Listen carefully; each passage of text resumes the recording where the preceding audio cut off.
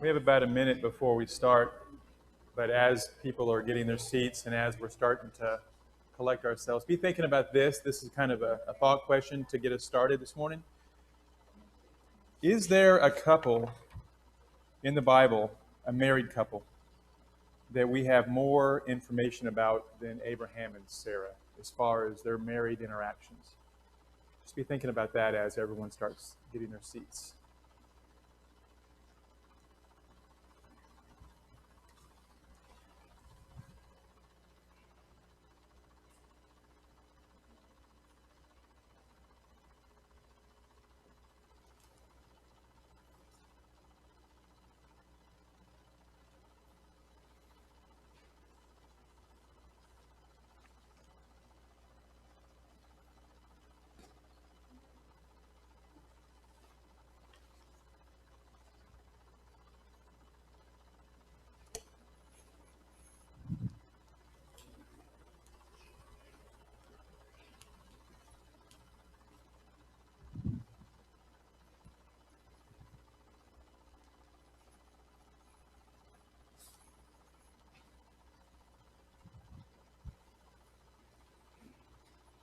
So it's time to start.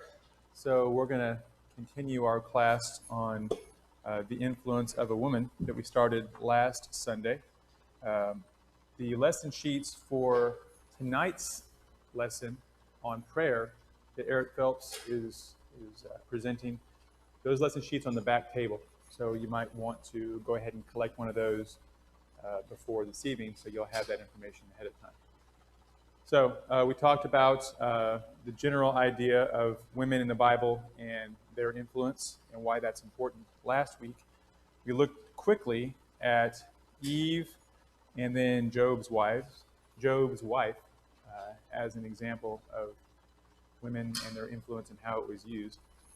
I'll try to better manage the comments today than I did last Sunday. I got a lot of comments afterwards that I wasn't doing a good job of getting comments, and I was trying to quickly go through the material, so I'll do better today. We won't be as rushed.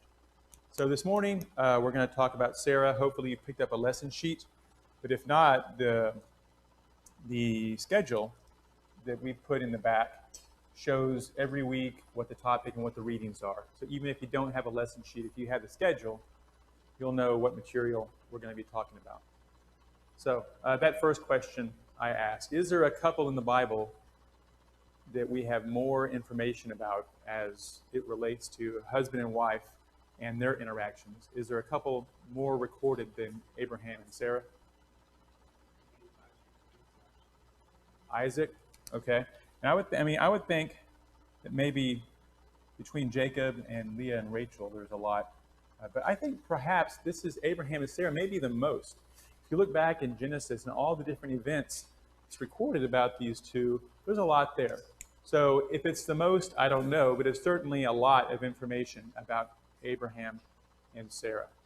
So looking back, Nikki? Yeah, there's quite a bit about Jezebel and Ahab. That's true, and we'll look at them later in the quarter, specifically.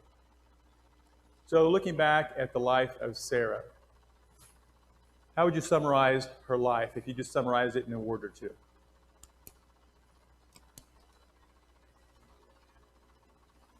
Broad view of her life. Respected her husband, says Ricardo. Okay. Other words we might use to describe Sarah's life in its totality? She was jealous, but would we characterize her whole life as jealous? Faithful? Yeah. I think generally we look at Sarah and we have her very highly rated as far as Old Testament characters go. And part of that's because in the New Testament we see references to Sarah that present her that way. In Hebrews, right, they talk about her faith. She's kind of, in 1 Peter, she's recorded as being submissive to her husband and being a role model for women. So I think we look at Sarah very favorably. A self-thinker? Okay, good. Okay, same thing for Abraham. Looking at Abraham's life, just in a broad view, how would we describe Abraham? Faithful as well? Okay, that comes up, sure. So, in general terms, if both Abraham and Sarah were faithful and obedient to God, would you expect that their married interactions would be very harmonious? We would expect that, right? I mean, they had the same objectives, the same values, and they worked together. We expect the two faithful people that are both serving God would have a marriage that reflects that. And yet, while that's true, there are instances recorded for us where there's disharmony among the husband and wife, which is, I think, very interesting. And that, again, one of the things we want to do as we look at these Bible accounts is notice that these are real people with complicated lives and struggles, and that's what makes these stories relatable, is that they're not perfect people. They struggled just like we struggle today. So the first lesson sheet we have for this morning, the text given is Genesis chapter 16, verses 1 through 6. So in all the recorded events in the life of Abraham and Sarah, we're going to focus right now on these few verses. The background that gets us here, though, is obviously that God had promised Abraham. We talked about three things, three promises that God made to Abraham. Two of those three promises required a son. So having a son was critical for God to accomplish what he's promised to Abraham. When he is 86 years old, he is still without a son. So I think age 75 is when those promises are first made to Abraham. So it's been a while since the promises were made and still no son. In verses 1 and 2 of chapter 16, now Sarai, Abram's wife, had borne him no children, and she had an Egyptian maid whose name was Hagar. So Sarai said to Abram, now behold, the Lord has prevented me from bearing children. Please go in to my maid, because I shall obtain children. Perhaps I shall obtain children through her. And Abraham listened to the voice of Sarai. For us, this sounds very strange that this would be Sarah's request of her husband. But this is what she asked him to do. And it says here that Abram listened to Sarai. And so this is the decision that's been made in this family. This is how they're going to proceed. Is it unusual in this culture to handle a situation like this? Does anyone have any information that would give us a little bit of insight as to what's going on here with this use of the handmaid? A surrogate mother? Okay, that's true. That's what's happening here. Do we see that anywhere else in the Old Testament?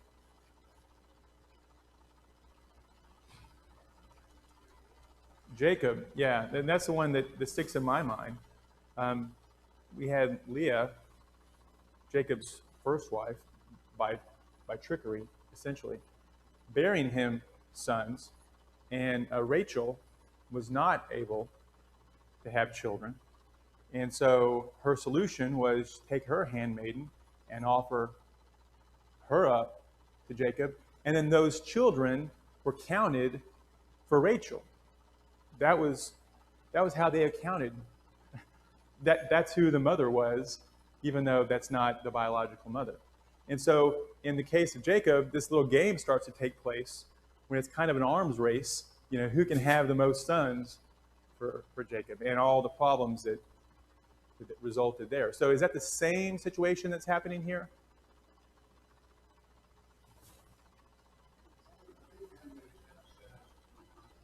Okay. They could. If this happens, then yes. Then the status changes to a concubine. Hagar belonged to Sarah as a personal servant to this point. At this time, Sarah is altering the relationships here by giving her over to Abraham. She becomes a concubine. it's a cultural thing that happened back then. It's hard for us to really relate to how this worked. Um, there's some complications, obviously, when this happened in the marriage relationship. Um, I don't want to get ahead of myself. We're going to go through some of these boxes in a minute and answer some of these questions. But technically, Sarah did this, and any child born to Hagar would have been counted towards Sarah's, children. She gets credit for it, essentially. Um, the problem is that, before I get into that, back then, the status of a wife was closely tied to their ability to have children, right? And so we saw that in the story of Jacob. So Sarah not having children here, no one knows when a couple is not having children if it's a problem with the husband or the wife. But once another woman is brought in and the surrogate is able to have children, then it becomes obvious that the problem was on Sarah's side and not Abraham's side. And perhaps that's what led Hagar to start to have a different attitude towards Sarah. We're not told exactly what is going on here, that there is a change between Sarah and Hagar. And it could be that she's now looking down upon Sarah as, well, Abraham was fine all these years, it was Sarah's fault. Or it could be this relationship changed, and now perhaps she seeks the affection of Abraham when she didn't before, or maybe that's perceived with Sarah. We don't know precisely. But certainly there's a change here, because it says in verse 5, well, let's go back to verse 4.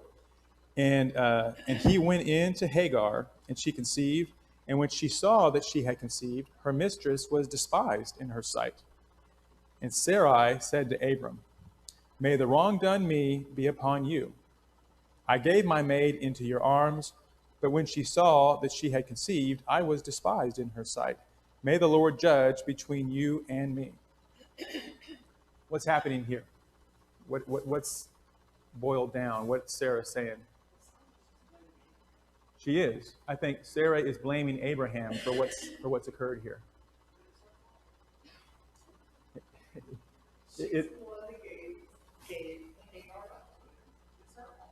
So if it's her fault, how could she blame Abraham?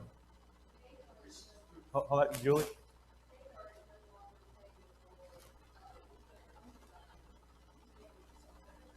Okay.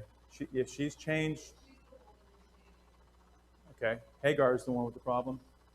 Okay. Other comments about what we're seeing play out right here? To me, it's a very interesting conversation, because it looks like to me that this was Sarah's idea. Abraham listened to Sarah, and now she comes back and she's mad at him because of how this has played out, which to me, I mean, it's very real. It's the kind of thing that happens in our lives. And I don't know if Abraham could have done anything differently or not, but here he's in the doghouse. And so,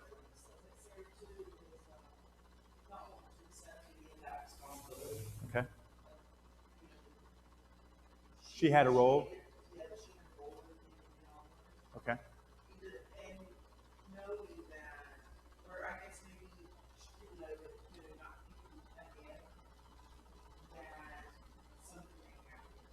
Okay.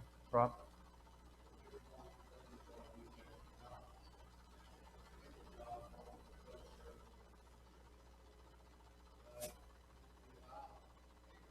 Mm-hmm. Right.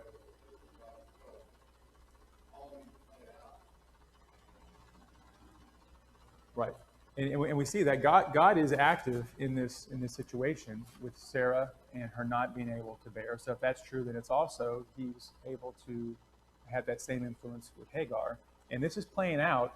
It seems like it's not God's plan, that Sarah is doing something kind of, she's gone rogue, we might say. And then now there's all these consequences that have to be dealt with. It's unclear as to why it played out this way. But I think Sarah was trying to help and didn't like how it played out. Someone else had a comment?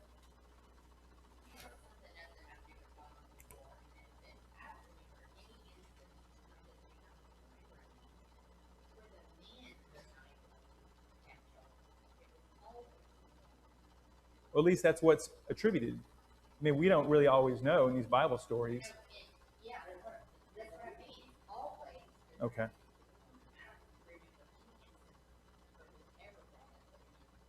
A lot of times, and that's true. A lot of times the Bible said that God opened her womb or closed. And so, okay, so in verse 5, Sarah's got a complaint. She's got a problem with Abraham. One more comment, Laverne?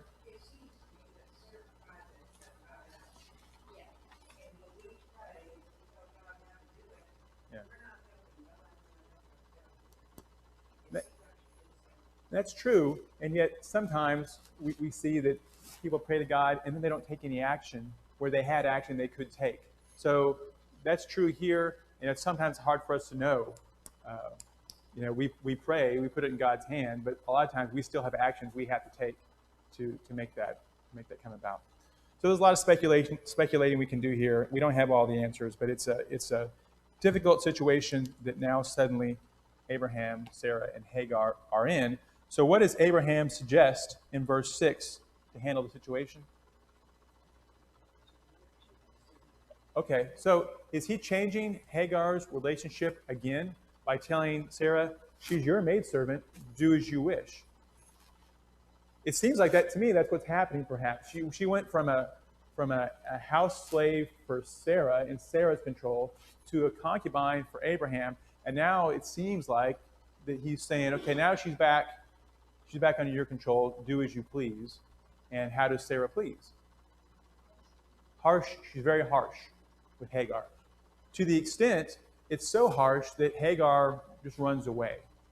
So we don't have any details here also about what exactly the treatment was, but it was enough to drive her to run away. Okay.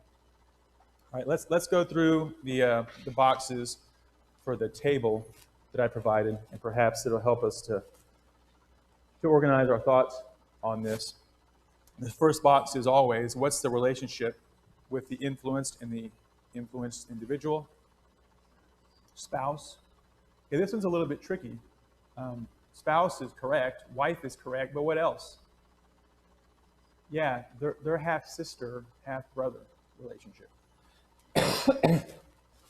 Pardon me, and that's important because it plays out strangely in some of their interactions we see in previous and further chapters. The next box, was the relationship between the two long-term or short-term? How long?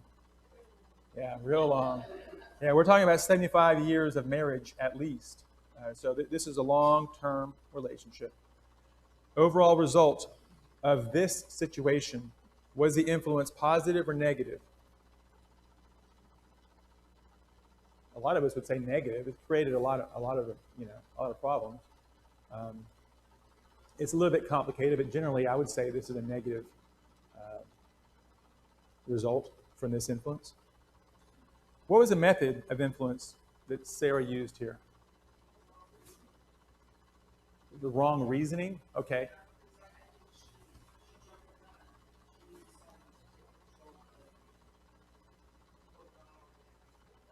But how did she convince him? She may have had reasoning that was maybe flawed, but how did she convince Abraham? Yes? So she reasoned to him, this is how we're going to accomplish what God has promised. Okay. So she didn't, it's not really a demand here. It's more of a suggestion. Okay. I put down my answer as a direct request. Very specific. She had something specific in mind she wanted. So what was the impact of the influence?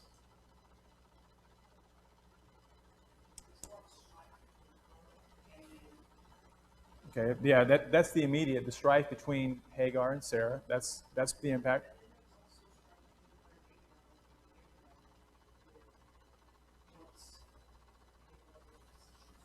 Okay, strife between Abraham and Sarah. What about long term?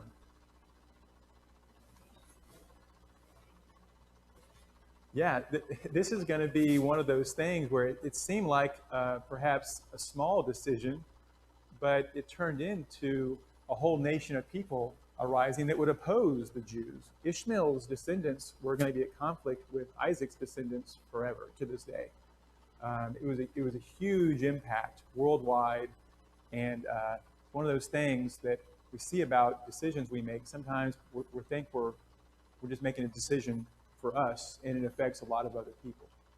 So surely they didn't realize this was going to lead to so much more. Was the influence a result of a conscious effort?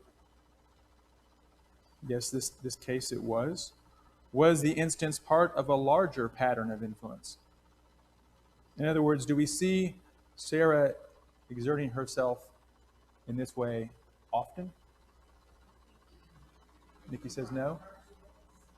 Prior to this, yeah, we haven't seen a pattern yet. In fact, what we have seen is her submitting to Abraham to the extent where he tells her, "Pretend you're my sister. Tell people you're my sister," and that's what they do. When Abraham leaves his home, Ur of the Chaldees, where they're rich, Sarah comes along. It's submissive that we can see to this point, and suddenly she starts to exert herself a little bit. So I don't think this is part of a pattern of this type of thing, but it is interesting that even when a spouse can be submissive, can be essentially a team player, yet she's still going to exert herself when she feels it's necessary. Was Abraham aware of the effort to influence? Yeah, it wasn't anything behind his back. It was a request made directly to him. Would Abraham have been better off without the influence? I hear a yes. Better off? I mean, it seems like he would have been better off. We can speculate that he would have been better off. He would have saved himself all this family strife. He has some difficult decisions to make coming up. We're going to see in a minute relative to Ishmael. God's will would have been accomplished through Sarah, turns out. And yet God used this opportunity to direct Abraham further. So it's tough to say, but I think just superficially, yeah, he would have been better off if he had somehow convinced Sarah that they're going to wait for God to handle this through Sarah. Now, at this point, Sarah has not been promised that the child will be through her. So she's not disobeying God. Abraham's been given promises. We find out in the next few chapters, it's going to be revealed that the child will be through Sarah. But at this point, she didn't have that information. So some more speculation here in the next box. What would have been the result of the situation without the influence? We've kind of been talking about this a little bit already.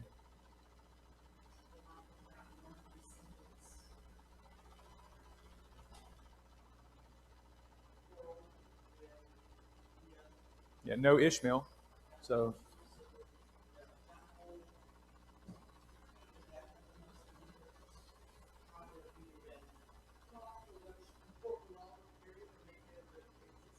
yeah, it's hard to say, but certainly it wouldn't have been an Ishmael. Other more immediate for Abraham and Sarah.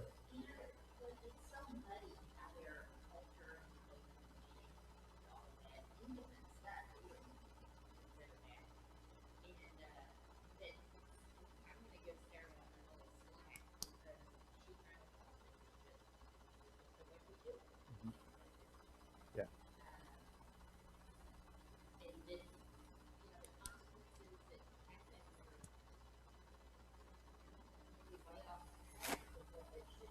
Does God condemn Sarah or punish her based on this incident? No, he doesn't. Right.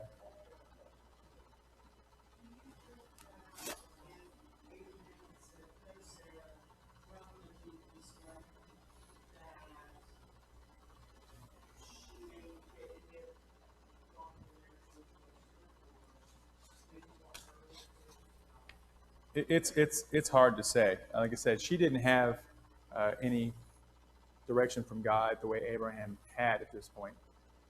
So that's what you would have expected. Abraham would have taken this to God, right? he did have access through prayer as a minimum, and then God spoke to him at other times. But in this case, Abraham got advice from Sarah, and he acted.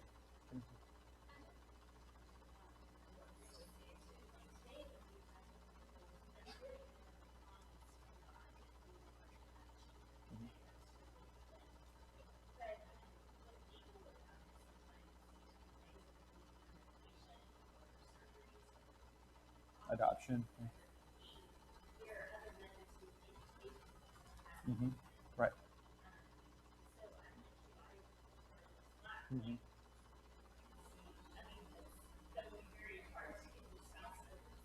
Right.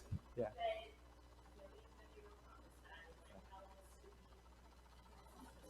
Right.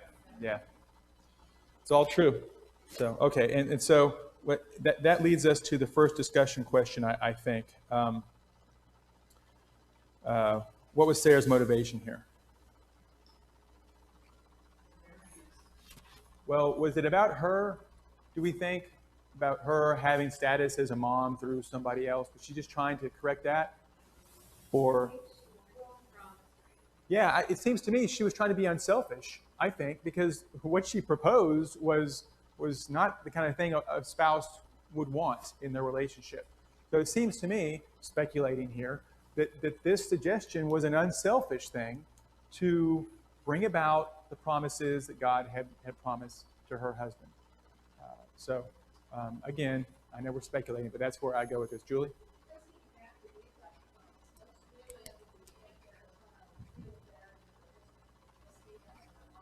Right.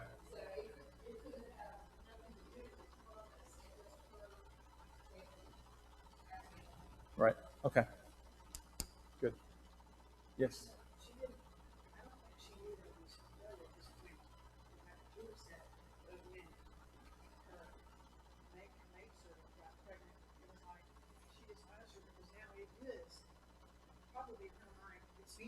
Well, and when she comes to Abraham, she says, God has prevented me from having kids. So she's taken credit for the problem, even though I don't know how she knew that, or she was just saying that. But okay. So last thought question before we move on to the next one, because the next one's important too. If Sarah showed lack of faith by offering Hagar to Abraham, did Abraham show a lack of faith by agreeing to the arrangement? Is it what? Yes. Okay.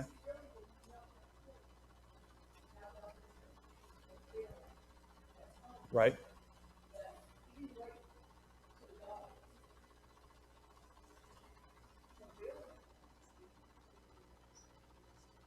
Okay. So if she displayed lack of faith, then Abraham's as guilty as Sarah. If we're going to attribute that to lack of faith, which I don't know that we can, but that's what a lot of people normally would jump to in this situation.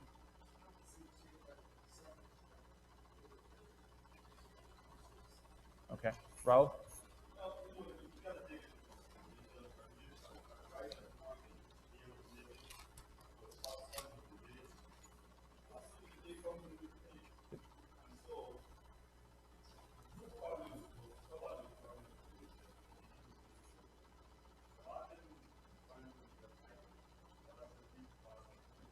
Mm-hmm.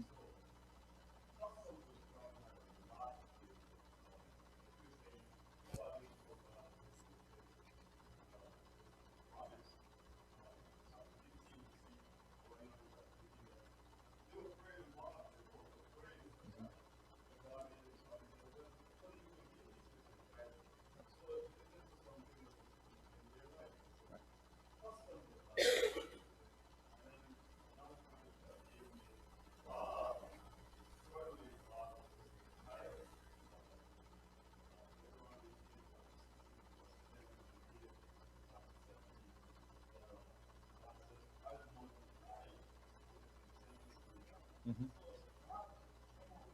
Yes, that's true. And so, and that idea about the culture back then and trying to read it today, that's something we always have to try to put ourselves in that time and understand the culture they were in. So let's skip ahead now. Let's go to chapter 21 and see the rest of the story, because there's another request that Sarah makes here in chapter 21. If Sarah is credited in the custom as being the mother of Ishmael. Does she ever bond with Ishmael as a mother and a son? There's no evidence that they ever bonded. And that's not surprising based on Hagar's relationship with Sarah, which should have been, in a custom, a close relationship was not there, it seems. Ricardo?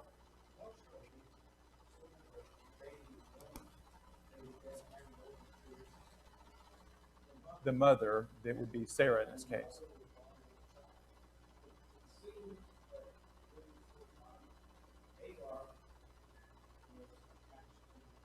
Mm-hmm. Yeah. Yeah, very much Hagar's Ishmael's mom in all senses here. And Sarah is, detached. Uh, so, in chapter 21, what we see in verse 1, then the Lord took note of Sarah as he had said, and the Lord did for Sarah as he had promised. Because at previous chapter, we find out that Sarah is going to be the one to have this promised child for Abraham. So Sarah conceived and bore a son to Abraham in his old age. Skip down to verse 8. And the child grew and was weaned, and Abraham made a great feast on the day that Isaac was weaned. Looking at some of the commentaries, there's not agreement on what age this was, but generally they think around 3 years old. This would have been based on this time and this culture when this feast would have happened. So that would make Ishmael 17 at this time if Isaac is 3. Verse 9, now Sarah saw the son of Hagar the Egyptian, not her son, but it says here, she saw the son of Hagar the Egyptian, whom she had borne to Abraham, mocking. What does that mean, mocking? Does anyone have something different or explanation to share? Nikki says making fun of, laughing at who? Who's the butt of the joke? Well, Ishmael's the one doing it. We tend, I think we think Isaac is the one that's being made fun of, but a lot of different commentaries don't agree with that. Some say that Sarah is still the one being ridiculed here because of her age, perhaps. But a lot of us would tend to think that Isaac, since he's a little brother, is being picked on here. Not a lot of information on this word mocking, other than some suggest it's some of the same language we see for persecute. Would it have had to have been anything severe to get Sarah's attention, do you think? Why is that? You think Sarah was hypersensitive? Yeah, and that wouldn't be surprising based on the relationship with Hagar. And now Sarah's finally got her precious little boy, and to have this teenager who's mocking is going to be quickly picked up on.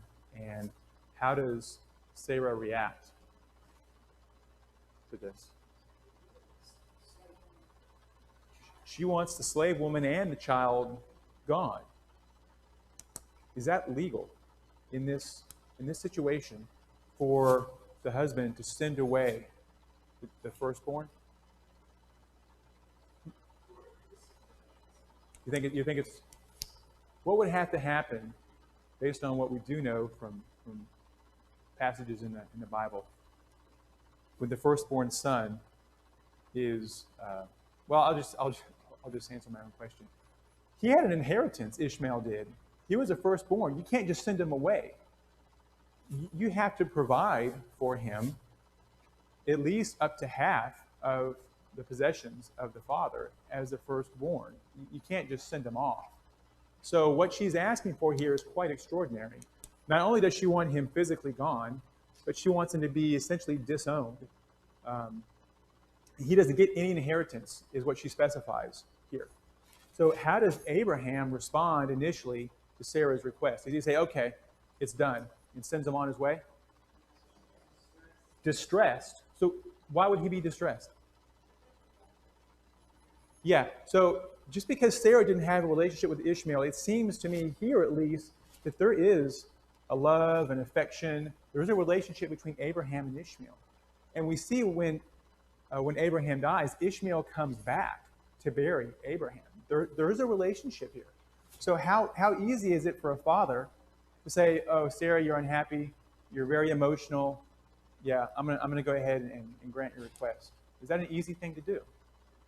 So what has to happen for Abraham to go along with this? God has to intervene here. And what does God say to Abraham? Listen to Sarah. Well, he's listened to Sarah before, and it's gotten him into trouble. In this case, God intervenes and says, "Yeah, Sarah is right in this instance. You need to send him away, and don't worry. I'm going to take care of him, relieving Abraham of I guess the guilt of sending him away." So that's a huge thing for a wife to ask her husband to do. As influential as Sarah has been, this causes Abraham to pause. He is not able to do it on his own. It takes God coming in. But yet, when God tells Abraham to listen to Sarah, I think we count this as another example of Abraham's great faith. He does it. He sends Hagar and Ishmael away. Okay. So let's answer these questions. We have about maybe 5-7 minutes left. So this is based on the verses in Genesis 21, 1 through 21. What's the relationship between the influenced individual? We already said wife and half-sister. What is the relationship between the two, long-term, short-term? Long-term. Overall result in this instance. In the instance where Sarah is influencing Abraham here, is this positive or negative? Positive, you say? Positive, Nikki? Okay, positive based on verse 10. Okay, and verse 10 is where, because of the reference to Isaac here as being the heir, is that an important distinction between Ishmael and Isaac? Yeah, we know from Galatians, this is really an important point to be made here, that the heir was to be Isaac, not Ishmael. And there's a lot of implications for this when it comes to covenants that we'll find out in Galatians. But here, it was important for it to be very clear that Isaac, if Ishmael had stayed, would it have been as clear who the heir was? By getting rid of Ishmael, it becomes obvious that Isaac is going to be the heir.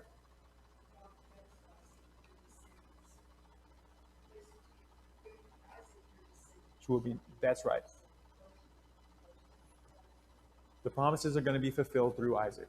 And so now we have this odd situation where there's actually an older son that has to be removed for that to all be evident. What's the method of influence here?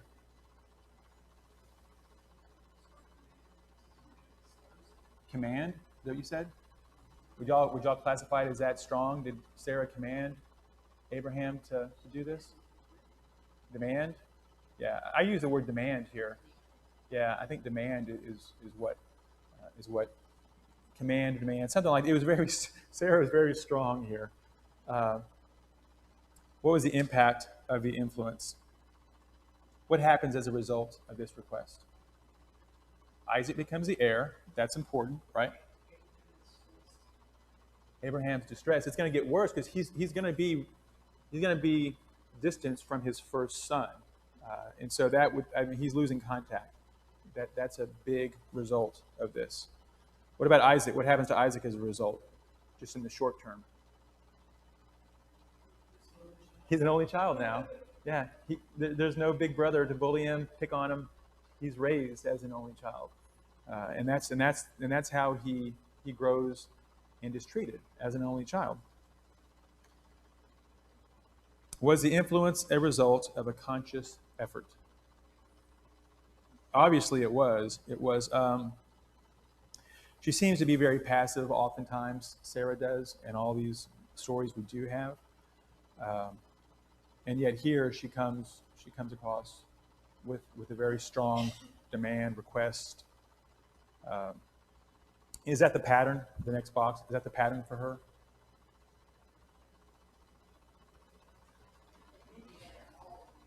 Mm-hmm.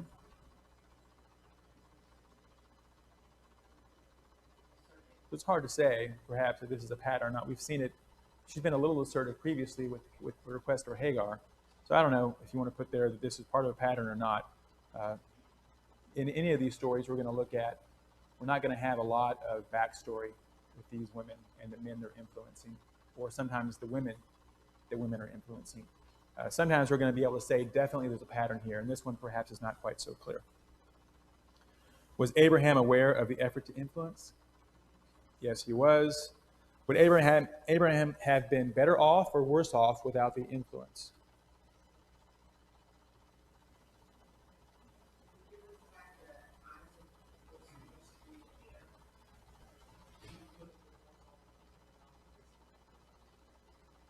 You think God, and let's ask for maybe some more speculation. You think God would have intervened if Sarah had not?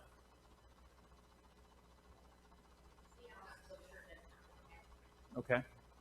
Gail says she's not so sure that's not what happened.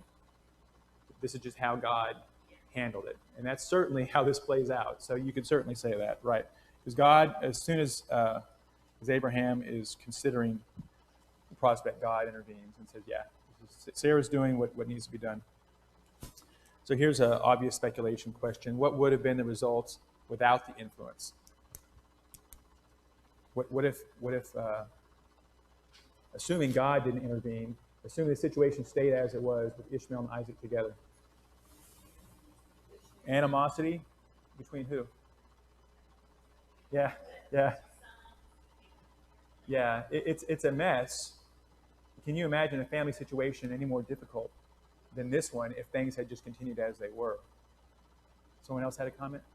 Julie? Ishmael would have been the obvious heir, and it would have been confusing if Abraham didn't act that way. Okay. And I put down unhappy wife, unhappy life. So takeaway for this one. What kind of takeaways do we get from this instance?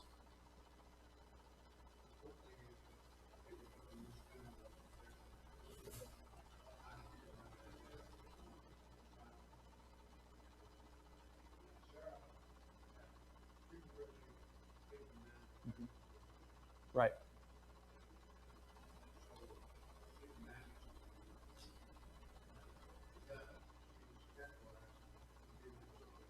Okay. She was under subjection, and yet she still exerted herself in these instances. So, and you touched on one I wanted to mention, and see what y'all think about this.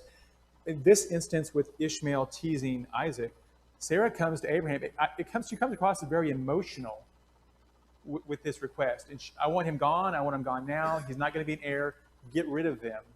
And I get the sense that this was an emotional request. Because she was emotional, was this the wrong thing to do? I mean, sometimes we associate an emotional reaction in, well, this is obviously not the right solution. They're emotional. In this case, she was emotional, and it was still the right thing. So husbands and wife, as we interact together, there's a lot of emotion that comes up.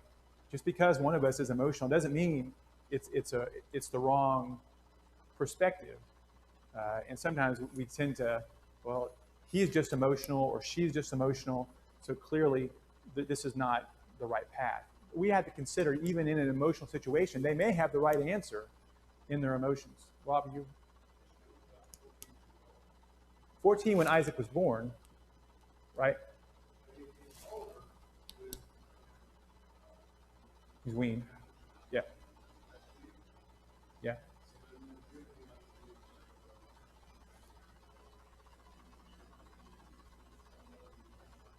Yeah.